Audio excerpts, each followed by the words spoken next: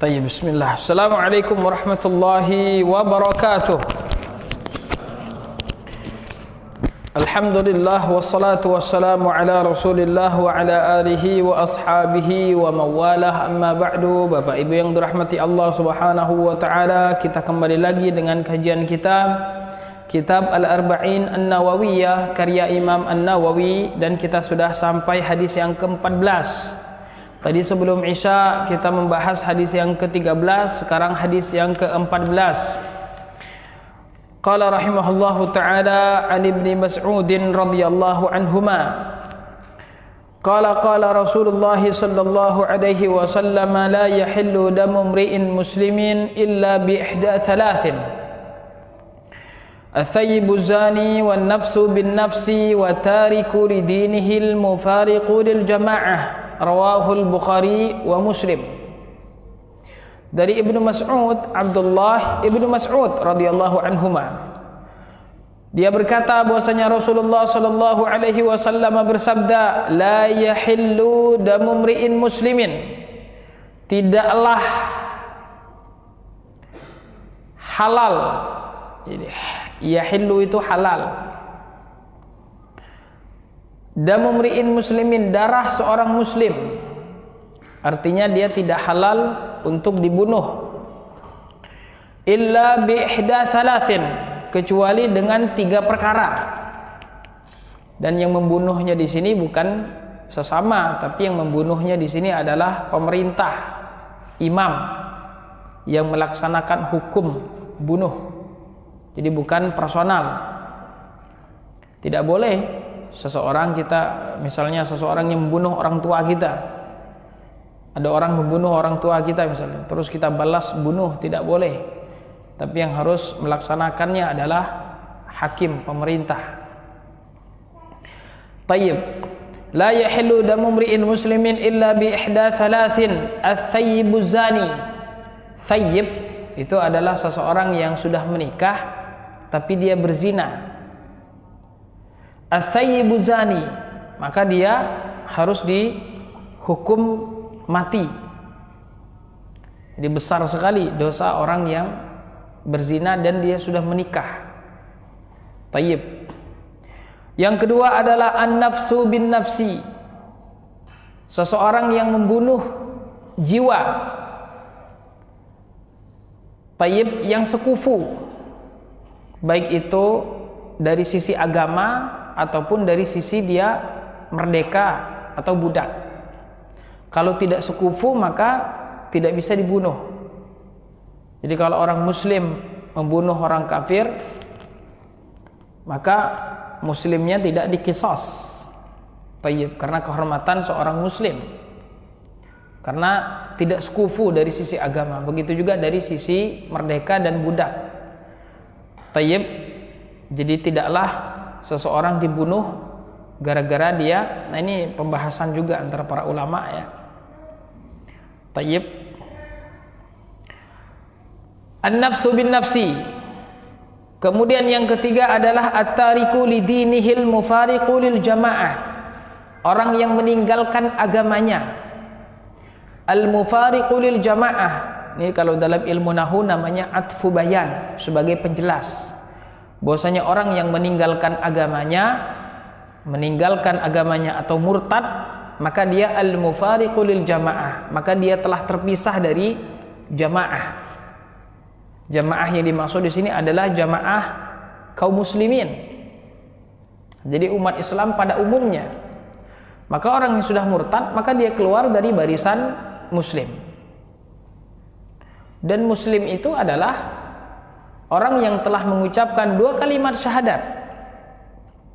Orang yang telah mengucapkan 2 kalimat syahadat, maka dia muslim. Tayyib. Walaupun dia misalnya nih seorang munafik, atau dia hanya pura-pura saja, tapi kalau dia mengucapkan 2 kalimat syahadat di depan kita, maka kita harus menghukuminya sebagai seorang muslim. Dan tidak boleh kita kemudian suuzon, atau kita kemudian ragu-ragu, atau kita kemudian menganggap ya dia mah hanya sekedar Islam KTP saja misalnya. Nah, ini kita harus hati-hati, karena hukum asal orang yang sudah mengucapkan 2 kalimat syahadat, maka dia seorang muslim. Maka darahnya terjaga, hartanya terjaga, kehormatannya terjaga. Dia memiliki hak yang harus kita berikan. Kita memiliki kewajiban atasnya. Makanya seorang muslim itu sungguh mulia dia di hadapan Allah Subhanahu wa taala di dalam agama Islam. Darahnya, hartanya, kehormatannya dijaga oleh la ilaha illallah. Maka seorang muslim tidak boleh kita ambil hartanya, tidak boleh kita ganggu, tidak boleh kita hina, tidak boleh kita cela. Kalau dia butuh bantuan, wajib kita bantu. Tayyib. Kalau dia mengundang kita, kita datang. Kalau dia meninggal, harus kita urus jenazahnya. Sekampung kita dosa kalau jenazahnya kita biarkan. Kalau dia sakit, harus kita jenguk. Kalau dia mengucapkan salam, wajib kita jawab salamnya. Kalau dia bersin, mengucapkan hamdalah, wajib kita doakan. Orang kalau sudah mengucapkan 2 kalimat syahadat ini, tayyib. Kalau dia misalnya miskin, wajib kita bantu, tayyib. Kalau dia membutuhkan, wajib kita bantu. Tidak boleh kita serahkan kepada orang kafir. Loyalitas kita harus kita berikan kepadanya. Kita wajib cinta kepadanya dan lain sebagainya. Muslim terjaga, tidak sembarangan. Hukumnya berbeda dengan orang kafir, dan tidak sama antara muslim dan kafir, dan tidak boleh kita menyamakan antara muslim dan kafir. Tayyib. Baik, maka seseorang yang telah mengucapkan 2 kalimat syahadat, maka dia adalah seorang muslim. Dan kita tidak boleh kemudian ibaratnya menganggap kayak mencurigainya misalnya. Wah, ini mah munafik. Tidak boleh. Kalau dia adalah seorang muslim, mengucapkan 2 kalimat syahadat, maka dia sama seperti kita, seorang muslim. Tayyib. Tidak boleh kita mengatakannya kafir, tidak boleh kita mengeluarkannya dari Islam. Walaupun gara-gara dosa yang dia lakukan. Karena kita ahlu sunnah wal jamaah, dosa besar itu tidak mengeluarkan seseorang dari Islam. Tidak seperti kelompok Khawarij. Zina, mencuri, membunuh, apa saja dosa-dosa besar kecuali syirik, kecuali kufur. Tayyib. Maka dia adalah seorang muslim, walaupun dia muslim yang lemah imannya, walaupun dia ada seorang muslim yang kurang imannya, tapi dia masih dalam lingkaran muslim. Tayyib. Baik, kata Nabi SAW, la yahillu damu mri'in muslimin illa bi ihda thalathin. Tidaklah halal darah seorang muslim kecuali dia yang mengerjakan 3 perkara ini. Yang pertama adalah as-sayyibu zani. As-sayyib tadi adalah seseorang yang sudah menikah dan dia berzina. Maka ini di dalam hukum Islam, orang yang melakukan zina dan dia sudah menikah, tayyib, maka dia harus dirajam. Dirajam itu adalah dengan ditanam setengah tubuh, setengah badan, kemudian dilemparkan pakai batu, tidak terlalu besar dan juga tidak terlalu kecil. Kalau terlalu besar, tayyib, nah nanti hikmah hukuman itu tidak ada. Kalau terlalu kecil, itu nanti dia terlalu lama meninggalnya. Maka sedang dipukul siapapun yang lewat, melempar dengan batu, dan tidak perlu ada rasa kasihan karena memang dia sudah halal darahnya. Tayyib, sampai dia meninggal. Nah, ini memang hukum Islam seperti itu. Tapi subhanallah, di balik hukum ini ternyata memang inilah yang menjaga kehormatan seseorang.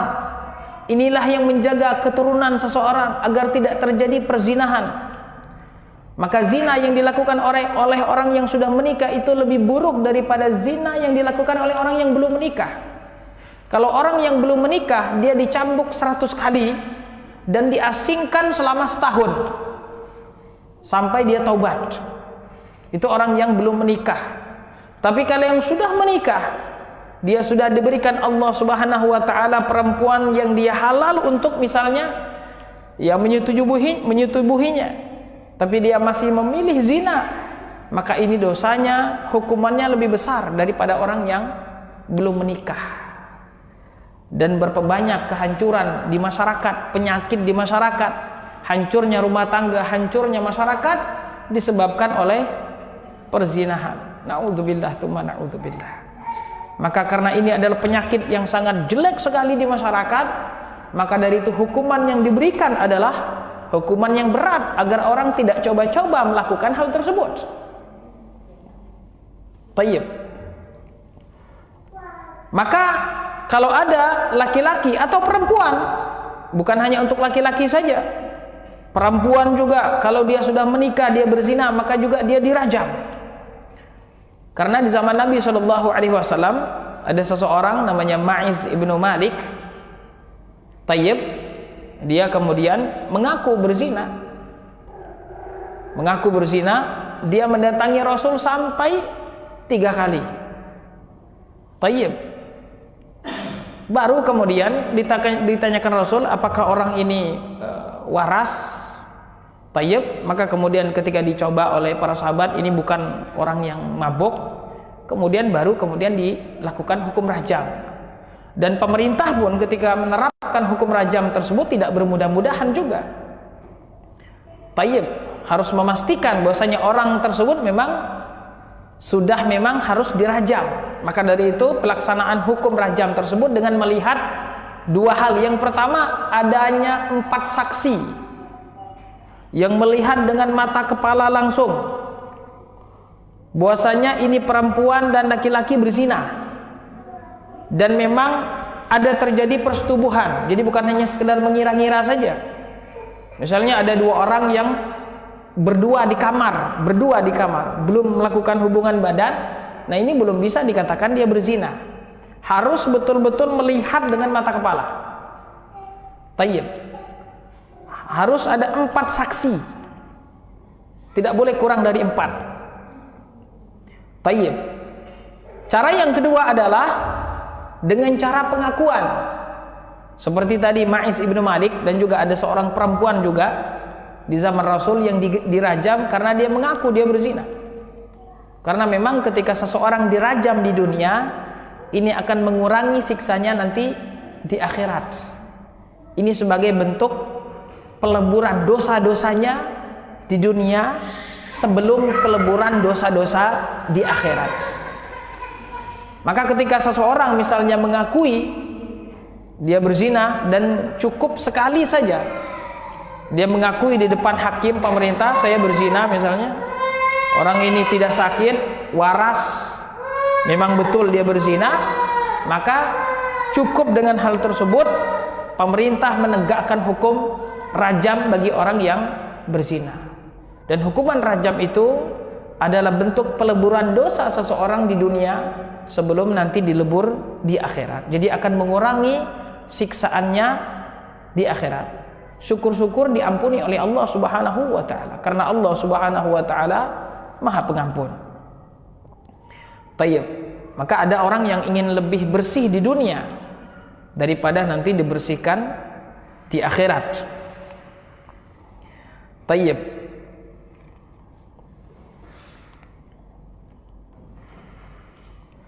Dan juga para ulama mengatakan sama seperti orang yang melakukan homo atau kita sebut dengan liwat, sama juga hukumannya juga dengan cara dibunuh. Nah, para ulama berbeda pendapat dari sisi bagaimana cara melakukan pembunuhan terhadap orang yang melakukan homo tersebut atau liwat tersebut. Tapi para sahabat dan para ulama sepakat bahwasanya orang yang melakukan homo, laki-laki atau perempuan, laki-laki sama laki-laki, perempuan sama perempuan, maka hukumnya dibunuh. Itu sepakat antara para sahabat dan juga para ulama. Cuma mereka berbeda pendapat dari sisi bagaimana cara pelaksanaan hukuman tersebut. Ada yang mengatakan dengan cara dibakar, ada yang mengatakan dengan cara dirajam, sama seperti orang yang sudah menikah tadi.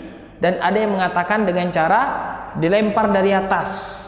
Dilempar dari atas, kemudian dilempar lagi dengan batu sampai dia kemudian meninggal. Na'udzubillah tsumma na'udzubillah.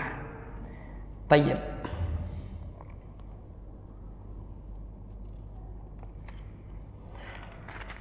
Tayyib. Kemudian selanjutnya ats-tsayyibu zani an-nafsu bin nafsi. Jiwa dengan jiwa. Maka ini juga salah satu yang membuat orang halal darahnya ketika dia membunuh seseorang dengan sengaja. Karena kalau tidak sengaja nanti tidak boleh dia dibunuh. Membunuh di sini dengan sengaja. Dan tentu pemerintah, tentu hakim, mahkamah yang kemudian memutuskan ini sengaja atau tidak. Tayyib. Kalau seandainya dia sengaja membunuh seseorang, atau dalam mungkin hukum kita mungkin membunuh berencana mungkin ya istilah-istilahnya, maka kalau dia membunuh dengan sengaja maka dia harus dikisos. Kalau dia tidak sengaja, misalnya dia ngelempar batu kemudian kena seseorang, kemudian seseorang tersebut meninggal, nah ini tidak sengaja, maka dia tidak dikisos. Cuma dia di sini harus membayar 100 ekor unta. Iya. 100 ekor unta itu sekitar 5 M. Tayyib. Baik. Dan jiwa seorang muslim tayyib tidak halal darahnya kecuali tadi yang pertama dia berzina dan dia sudah menikah, dan yang kedua adalah karena dia membunuh dengan sengaja, maka dia harus dibunuh. Dan subhanallah, inilah kemudian yang membuat orang jerak untuk melakukan pembunuhan. Sekarang ini sangat mudah sekali seseorang mengatakan kepada saudara muslimnya, saya bunuh. Ya karena memang tidak ada rasa takutnya orang-orang dengan kelakuan dengan membunuh saudara muslim. Ya dia kira paling ya di penjara 20 tahun. Habis itu ya makan gratis di penjara, jadi santri. Tayyib. Kalau dalam hukum Islam membunuh dengan sengaja maka harus dibunuh dia. Dan inilah yang membuat kemudian lega hati keluarga yang terbunuh. Dan ini juga yang memberikan kehidupan bagi manusia-manusia yang lain. Maka dari itu Allah Subhanahu wa taala mengatakan wa fil qisasi hayatun, dan di dalam hukum kisos tersebut terdapat kehidupan. Artinya apa? Hukum kisos ini yang membuat kemudian orang-orang takut membunuh. Maka ini memberikan kehidupan bagi umat manusia lainnya.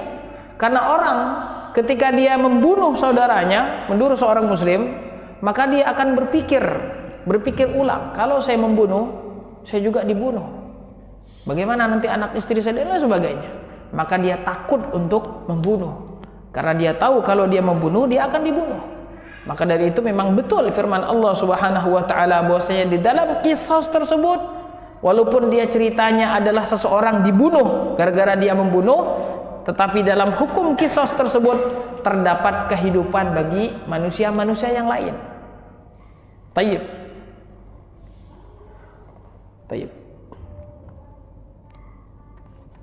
Orang-orang kafir pun tidak boleh kita bunuh. Walaupun kita di sini berbicara tentang seorang muslim, tapi orang kafir pun yang terjaga darahnya tidak boleh kita bunuh. Yang pertama adalah kafir dhimmi. Yang kedua adalah kafir mu'ahad atau ahdi. Yang ketiga adalah kafir musta'man, karena kafir itu ada 4 orang kafir. Yang pertama adalah kafir harbi. Kafir harbi ini adalah orang kafir yang dia memang sedang perang dengan kita. Misalnya kita dulu dengan Belanda. Nah ini orang Belanda waktu itu. Kalau sekarang tidak lagi. Waktu itu namanya kafir harbi. Orang Inggris yang kita perang dengan Inggris, kita perang dengan Jepang. Maka orang kafir yang memerangi kita, maka mereka boleh kita bunuh. Itu namanya kafir harbi. Nah ini jihad. jihad difa' atau jihad talab. Yang kedua adalah kafir dhimmi. Kafir dhimmi ini adalah orang kafir yang tinggal bersama kita. Maka dia kafir dhimmi, darah mereka tidak halal. Tayyib, mereka harus kita jaga sebagaimana kita menjaga saudara-saudara kita muslim lainnya. Bahkan kita tidak boleh mengganggu mereka, tidak boleh mengambil harta mereka, tidak boleh kemudian menzalimi mereka, apalagi sampai membunuh mereka, na'udzubillah. Kemudian yang ketiga ada kafir ahdi atau mu'ahad. Orang kafir yang antara kita dan mereka terdapat perjanjian damai. Misalnya dulu kita dengan Belanda perang, tapi sekarang kita sudah berdamai. Maka seorang muslim kalau dia sudah berjanji untuk berdamai, tidak perang, ya udah tidak perang. Karena kita ada perjanjian damai, maka kalau dia datang ke negara kita, tidak boleh kita ganggu. Tayyib. Ini kafir mu'ahad. Tayyib. Yang keempat adalah kafir musta'man. Kafir musta'man ini adalah orang kafir yang datang ke negara kita dan dia mendapatkan perlindungan. Walaupun dia kafir harbi. Misalnya kita sekarang sedang perang dengan Belanda, tapi ada utusan Belanda ke negara kita dan dilindungi oleh pemerintah, atau salah satu dari saudara kita muslim memberikan keamanan untuknya. Misalnya dia ada saudara Belanda, tayyib, ini dibilang ini saudara saya, tolong jangan diganggu. Maka seluruh umat Islam harus memberikan keamanan kepada orang kafir tersebut. Nah ini kafir namanya musta'man, diberikan keamanan. Walaupun kita sedang perang dengan Belanda misalnya, tetapi ketika datang ke Indonesia kemudian mendapatkan perlindungan, maka wajib kita lindungi. Tayyib. Nah, jadi yang halal darahnya itu hanya kafir harbi yang memang mereka sedang perang dengan kaum muslimin. Nah, selain dari itu tidak boleh. Tidak halal darahnya. Nabi SAW bersabda, "Man qatala dhimmiyan", barang siapa yang membunuh dhimmi. Dalam hadis lain, "Man qatala mu'ahadan", barang siapa yang membunuh kafir yang kita ada perjanjian damai dengan. Maka kata Nabi SAW, dia tidak mencium bau surga. Mencium bau surga saja tidak. Dan ini biasanya adalah kelakuan orang-orang khawarij. Kelakuan orang-orang khawarij yang menghalalkan darah orang-orang kafir. Dianggap ini katanya kafir, tidak menyembah Allah SWT, halal darahnya. Tidak boleh. Kita ahlu sunnah wal jamaah mengikuti tuntunan Al-Quran dan As-Sunnah, pemahaman salafus salih. Kita kemudian harus menyikapi segala sesuatu dengan dalil, dengan tuntunannya, tidak sesuai dengan hawa nafsu kita. Tayyib.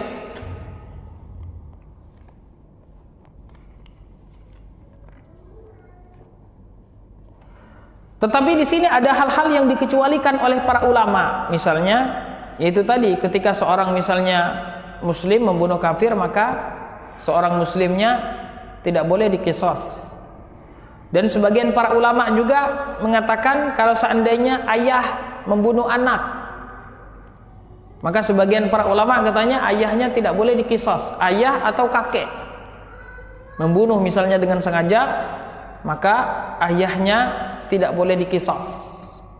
Tapi sebagian para ulama mengatakan ya tetap saja diqisas. Karena Nabi SAW mengatakan umum, an-nafsu bin nafsi, jiwa dengan jiwa.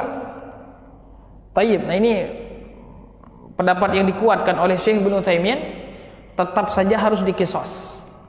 Jadi kalau ada ayah atau kakek membunuh anak atau membunuh cucunya, maka dia tetap saja harus diqisas. Tayyib. Kemudian yang ketiga adalah at-tariku lidinihil mufariqu lil jamaah, orang yang murtad. Maka di dalam hukum Islam juga orang yang murtad maka dia harus dimasukkan ke dalam mahkamah terlebih dahulu. Dia murtad. Tayyib. Nah, di sini para ulama beda pendapat. Apakah diterima taubatnya atau tidak orang yang murtad ini? Tayyib. Jadi dia murtad. Kalau dia apakah kita terima taubatnya? Artinya kalau dia sudah masuk Islam misalnya, kembali kepada Islam, apakah kita biarkan atau tetap kita bunuh? Ya, kita di sini maksudnya pemerintah. Jadi kalau ada yang murtad, apakah pemerintah misalnya nih dipanggil, si fulan, kenapa murtad? Bagaimana? Masih mau murtad atau masuk kembali kepada Islam? Udah, saya katanya kembali kepada Islam. Nah, para ulama di sini beda pendapat, apakah dia tetap dilakukan hukum irtidah tersebut atau riddah tersebut? Tayyib. Jadi dia di sini sudah taubat. Apakah taubatnya kita terima? Artinya tidak kita hukum di sini, ataukah dihukum sebagai pelajaran bagi yang lain? Di sini para ulama beda pendapat. Ya karena memang seperti zina juga tadi, orang yang kalau seandainya dia sudah bertaubat, yang sudah menikah dia berzina dan dia mengatakan saya bertaubat, ya tetap saja hukum rajam tetap harus dilakukan. Sama juga seperti membunuh tadi. Orang yang membunuh kemudian dia taubat dari membunuh, tapi tetap saja hukum dibunuh tersebut tetap harus dilaksanakan. Tayyib. Nah, orang yang riddah ini para ulama beda pendapat. Tayyib. Maka semua jenis riddah, semua jenis kemurtadan keluar dari Islam, maka ini menyebabkan seseorang halal darahnya. Tetapi sekali lagi yang mengeksekusi adalah pemerintah. Jadi bukan individu kaum muslimin. Tayyib. Maka semua jenis riddah, semua jenis keluar dari agama, apakah seseorang misalnya dia memang sudah mengatakan dirinya bukan Islam lagi, nah ini sudah murtad dia, atau dengan kelakuan-kelakuan lain seperti misalnya dia mencela Allah, misalnya Allah dicela, nah otomatis dia murtad, maka dipanggil nih, kemudian disuruh bertaubat. Nah setelah dia bertaubat, apakah tetap dieksekusi atau tidak? Tayyib. Baik. Ada yang dikecualikan oleh para ulama, yaitu mencela Nabi SAW. Kalau mencela Nabi SAW, hukumnya murtad, itu sepakat antar para ulama, tapi mereka di sini beda pendapat. Apakah dia diberikan kesempatan untuk bertaubat atau tidak? Ya kalau dia berubah ya itu untuk dirinya sendiri. Tapi apakah dia tetap dieksekusi atau tidak? Nah di sini kata para ulama tetap dieksekusi. Jadi walaupun misalnya pemerintah tadi menerima taubatnya, kalau dalam perkara lain, ini para ulama tadi sebagian para ulama mengatakan ya udah kalau dia sudah taubat udah selesai. Sebagian para ulama enggak, dia sudah taubat kembali lagi Islam tetap saja harus dieksekusi. Tayyib. Nah, kecuali pada perkara mencela Nabi SAW. Kalau mencela Nabi SAW di sini tidak ditanya mau berubah atau tidak, mau apa namanya? Dia ya ditanya dalam arti kata kita suruh untuk kembali kepada agama Islam, mengucapkan 2 kalimat syahadat. Tetapi di sini tidak diterima taubatnya. Jadi tetap harus dieksekusi. Karena kata para ulama, kalau seseorang mencela Allah, dia murtad. Tetapi di sini Allah Subhanahu wa taala pada dasarnya adalah Maha Pengampun atas dosa-dosa hambanya. Tayyib, hak Allah Subhanahu wa taala di sini diampuni karena Dia Maha Pengampun. Tapi kalau hak Nabi SAW itu hanya ada ampunan ketika beliau masih hidup saja. Misalnya ada orang yang mencela Nabi SAW, kemudian diampuni oleh Nabi SAW, maka dia tidak jadi dieksekusi. Tapi ketika Nabi SAW telah wafat, maka siapa yang akan memberikan ampunan tersebut? Dan ini adalah hak Nabi SAW, maka tetap harus dieksekusi walaupun dia sudah kembali mengucapkan 2 kalimat syahadat. Nah, ini yang disebutkan oleh Syekh Ibnu Utsaimin rahimahullahu taala. Tayyib. Maka di sini Bapak Ibu yang dirahmati Allah, sekelumit faidah-faidah dari hadis yang ke-14. Hadis Nabi sallallahu alaihi wasallam dari Abdullah bin Mas'ud radhiyallahu anhu, tidaklah halal darah seorang muslim kecuali dengan 3 hal. Yang pertama adalah dia berzina dan dia sudah menikah. Yang kedua adalah karena dia membunuh jiwa yang diharamkan oleh Allah Subhanahu wa taala, jiwa muslim. Dan yang ketiga karena dia meninggalkan agamanya, dia berpisah dari kaum muslimin. Tayyib. Nah, di sini disebutkan jamaah. Karena umat Islam itu pada dasarnya mereka adalah satu jamaah, dan tidak ada jamaah di dalam agama Islam.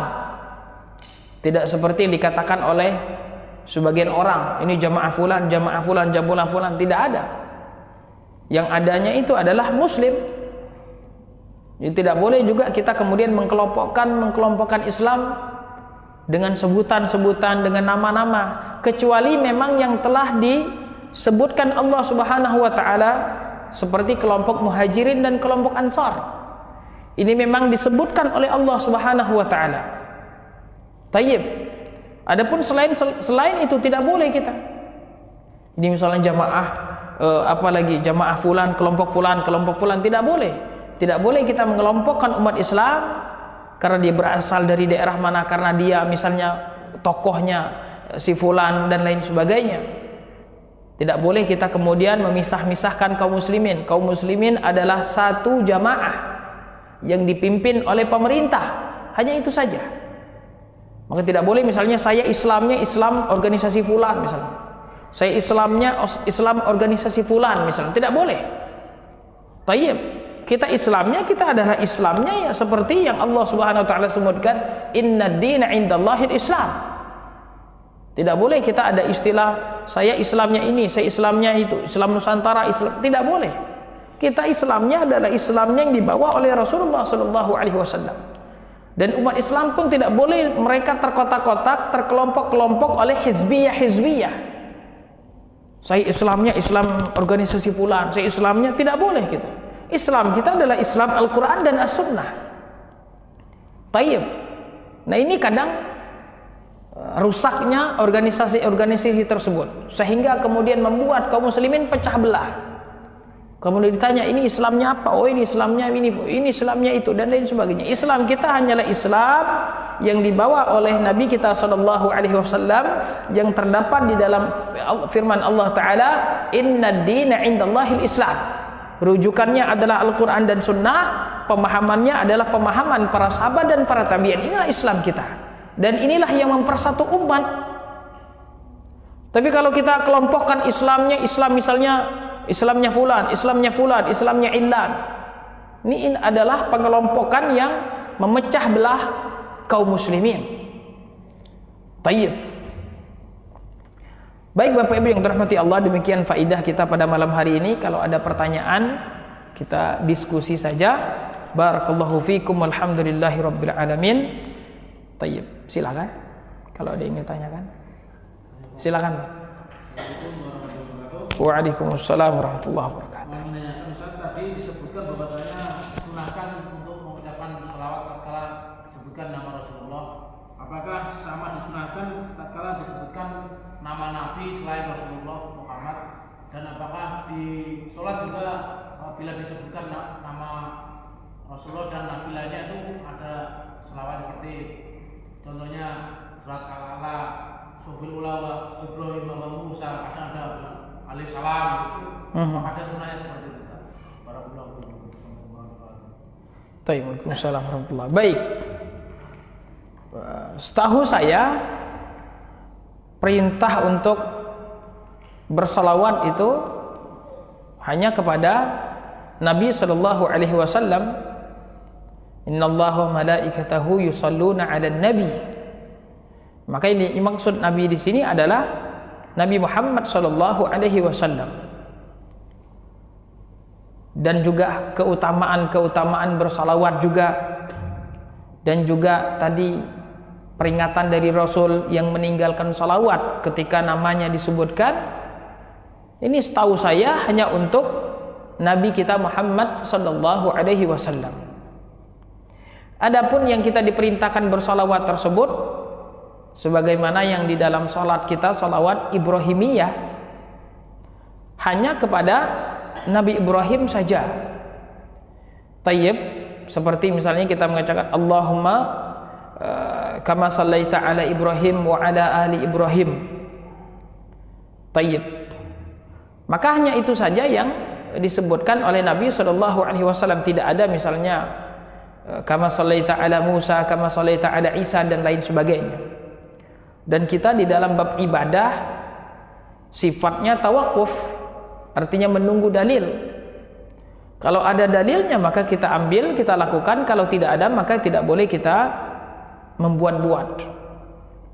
Adapun kalau kita misalnya mengucapkan doa untuk para nabi dan rasul, seperti misal ketika kita misalnya mengucapkan Nabi Isa alaihi salam, Nabi Musa alaihi salam, Nabi Daud alaihi salam dan lain sebagainya, ya sama seperti kita mengucapkan taraddi, doa agar Allah meridhoi para sahabat, Abu Bakar radhiyallahu anhu, Aisyah radhiyallahu anha, Ibnu Abbas radhiyallahu anhuma, atau sama seperti kita mendoakan saudara-saudara kita yang sudah meninggal.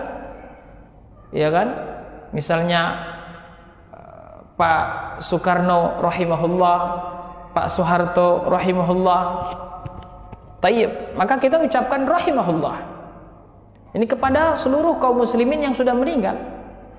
Terlebih lagi kepada para ulama-ulama kita, Imam Syafi'i rahimahullah, Imam Ahmad rahimahullah. Nah, ini adalah bentuk dari doa kita agar Allah Subhanahu wa taala merahmati mereka. Tetapi ya tidak ada perintah khusus ketika kita menyebutkan nama-nama mereka kita harus bersalawat seperti yang Allah Subhanahu wa taala perintahkan dan juga yang Nabi perintahkan ketika kita mendengar atau mengucapkan nama Nabi kita Muhammad sallallahu alaihi wasallam. Tayyib. Jadi kita menunggu dalil, Pak. Kalau ada dalilnya silakan, tapi saya belum dapat itu dalilnya. Barakallahu fiikum. Tayyib. Ada lagi Bapak-bapak? Silakan. Tayyib. Silakan. Bapak kita semangat. Tayyib. Atau ada yang mau setor hafalan? Tayyib, silakan, Pak.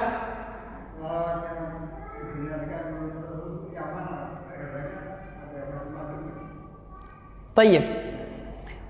Kalau kita buka sifat salat Nabi sallallahu alaihi wasallam punya Syekh Albani rahimahullah, itu kita mendapatkan tuh riwayat-riwayat tata cara salawat untuk Nabi kita sallallahu alaihi wasallam.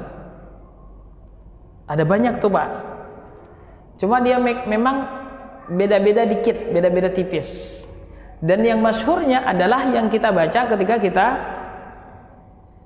salat dalam tasyahud akhir atau tasyahud awal juga sebagian para ulama.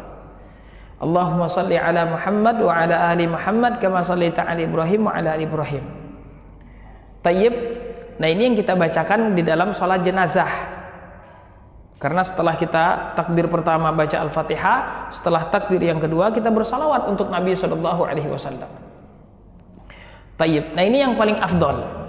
Dan juga ada riwayat-riwayat lain juga, selama riwayat itu sahih, maka kita boleh bersalawat dengan riwayat-riwayat tersebut. Dan minimal salawat kita adalah sebagaimana perintah dari Allah Subhanahu wa taala di dalam ayat tadi, innallaha malaikatahu yusalluna 'alan nabi ya ayyuhalladzina amanu sallu 'alaihi wa sallimu taslima. Maka ketika kita mengucapkan sallallahu alaihi wasallam, sallallahu ya Allah, pujilah Nabi kita Muhammad sallallahu alaihi wasallam di atas langit di antara para malaikatnya. Wasallam, dan berikanlah keselamatan untuknya. Nah ini sallallahu alaihi wasallam, atau Allahumma salli ala Muhammad wa ala ali Muhammad. Atau bagusnya kita teruskan. Tapi dengan kita mengucapkan sallallahu alaihi wasallam, ini sudah masuk ke dalam makna kita bersalawat untuk Nabi kita sallallahu alaihi wasallam. Tayyib. Demikian Pak. Jadi yang paling afdolnya yang seperti kita baca di dalam salat, itu yang paling afdol. Dan itu disebut juga dengan salawat Ibrahimiyah yang ada kama sallaita ala Ibrahim wa ala ali Ibrahim. Dan itu kita bacakan ketika kita misalnya hari Jumat, kita sedang duduk-duduk berzikir menunggu khatib naik mimbar, kita bacakan salawat untuk Nabi kita sallallahu alaihi wasallam. Tayyib. Dan banyak salawat-salawat yang bid'ah di masyarakat, seperti salawat nariyah misalnya. Ini salawat yang bid'ah, tidak ada tuntunannya dari Nabi sallallahu alaihi wasallam. Dan sebagian salawat tersebut memang terkadang ada unsur-unsur ya bid'ah dan bahkan ada unsur kesyirikan. Nah, ini harus kita hindari. Kita beribadah itu mencari pahala, bukan kemudian mencari dosa. Tayyib. Dan pahala dan dosa ini yang menentukan adalah Allah Subhanahu wa taala dan Rasulnya. Tayyib. Jadi tidak boleh kita menentukan sendiri dari lafaz-lafaz salawat untuk Nabi kita sallallahu alaihi wasallam. Baik Bapak Ibu yang dirahmati Allah, kalau tidak ada pertanyaan, sepertinya sudah semakin gelisah ini. Kita cukupkan sampai di sini. Subhanakallahumma rabbana wa bihamdika asyhadu an la ilaha illa anta astaghfiruka wa atubu ilaik. Wassalamualaikum warahmatullahi wabarakatuh.